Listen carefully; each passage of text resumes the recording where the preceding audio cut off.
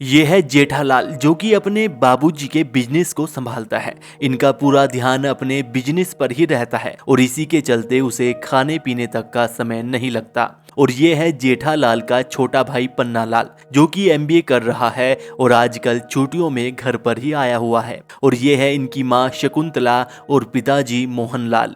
जेठालाल क्योंकि घर में बड़ा है और अब शादी की उसकी उम्र हो चुकी है, तो माँ जी जेठालाल को अब शादी करने को बोलती है, जिस पर जेठालाल माँ जी और पिताजी से बोलता है कि आप जो भी लड़की पसंद करेंगे मैं उसी से शादी कर लूंगा। जिसके चलते मोहनलाल अगले ही दिन अपने पुराने दोस्त राजेश और उसकी बेटी अलका को घर पर बुला लेता है। तभी पन्नालाल वहां पर आता है। वह उनके साथ थोड़ी मजाक करता है और उसे अलका भाभी पसंद आती है। जिसके थोड़ी ही देर बाद जेठालाल भी ऑफिस से आ जाता है। अलका और जेठालाल दोनों एक दूसरे को देखते हैं, कुछ देर बातें करते हैं और दोनों एक दूसरे को पसंद आते हैं। जिसके बाद दोनों की शादी हो जाती है और फिर सुहागरात वाली रात को अलका अपने कमरे में बैठी हुई है। जेठालाल आता है लेकिन बार बार ऑफिस से फोन आने के कारण वह अलका को खुश नहीं कर पाता और अलका बेचारी ऐसे ही सो जाती है। जिसके अगले ही दिन जेठालाल ऑफिस के काम से एक हफ्ते के लिए निकल जाता है। यह देखकर अलका को बिल्कुल भी अच्छा नहीं लगता, लेकिन वह कुछ बोल भी नहीं पाती। इधर पन्नालाल भी अपने कॉलेज चला जाता है। जिसके बाद धीरे धीरे 10 दिन गुजर जाते हैं, लेकिन जेठालाल नहीं आता और इधर अलका भी घर पर परेशान होने लगती है। फिर जब जेठा घर पर आता है तो माँ और पिताजी उसे समझाते हैं कि अलका अपना घर छोड़कर तुम्हारे साथ आई है और तुम ही उसे समय नहीं दे पाते हो। तुम्हारा फर्ज बनता है कि तुम उसे खुश रखो।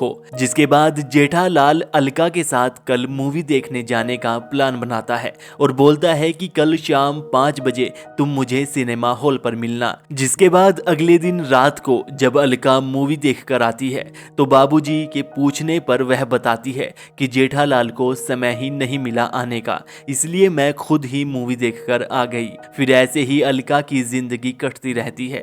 जेठालाल ना ही अलका को समय दे पाता और ना ही उसे खुश कर पाता है। बस जब भी उसका मन करता वह अलका का फायदा उठा लेता। और इधर दिन में भी माँ बाबूजी के सत्संग जाने के बाद अलका पूरे दिन घर पर अकेले ही रहती और बहुत ही नाखुश और परेशान रहने लगती है। फिर एक दिन अपनी दोस्त से बात करते हुए वह अलका को एक तरीका बताती है, जिसके बाद अलका अपने मोबाइल और गाजर को अपना साथी बना लेती है और उसके साथ खेलती रहती है। फिर कुछ दिनों के बाद पन्नालाल भी अपना एमबीए कंप्लीट करके घर पर आ जाता है। सभी उसे देखकर खुश होते हैं और वह भी सभी के साथ हंसी मजाक करता है। फिर धीरे धीरे दिन बीतते हैं।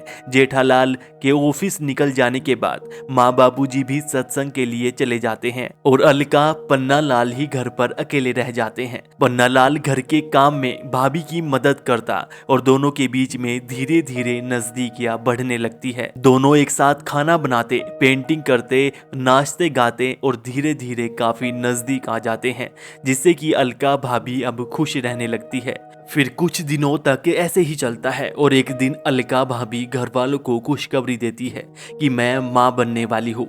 यह सुनकर सभी बहुत खुश होते हैं और जेठालाल अलका को बधाई देता है और अलका भी उसे कहती है कि तुम भी तो अब बाप बनने वाले हो। जिसके थोड़ी ही देर बाद पन्ना भी भाभी के लिए जूस लेकर आता है और अलका भाभी पन्ना से कहती है कि तुम चाचा नहीं बाप बनने वाले हो, क्योंकि यह बच्चा जेठा का नहीं बल्कि तुम्हारा है। फिर पन्ना के जाने के थोड़ी देर बाद बाबूजी आकर अलका को उसके कान की बाली देते हैं कि यह कल मेरे बेड पर ही रह गई थी। और अलका हंसते हुए बाबूजी से कहती है कि बाबूजी इस बच्चे के असली बाप तुम ही हो। जिसके बाद कहानी फ्लैशबैक में जाती है और एक दिन जब अलका अपने मोबाइल और गाजर से खेल रही थी कि तभी बाबूजी सत्संग से अकेले ही आ जाते हैं और अलका को वह हरकतें करते देख लेते हैं। जिसके बाद अलका अलका के मना करने पर भी बाबूजी उसके साथ खेलते हैं और फिर हमेशा ऐसा ही चलता है, जिससे अलका भी खुश रहती है और किसी को इसकी कानो कान खबर तक नहीं चलती और इस वेब सीरीज का यहीं पर एंड हो जाता है। आपको यह वेब सीरीज कैसी लगी और इसके संबंध में क्या राय है, हमें कमेंट करके जरूर बताइएगा। वीडियो को लाइक और शेयर कीजिएगा और इस चैनल पर नए आए हैं तो सब्सक्राइब करके बेल आइकन भी दबा लीजिएगा।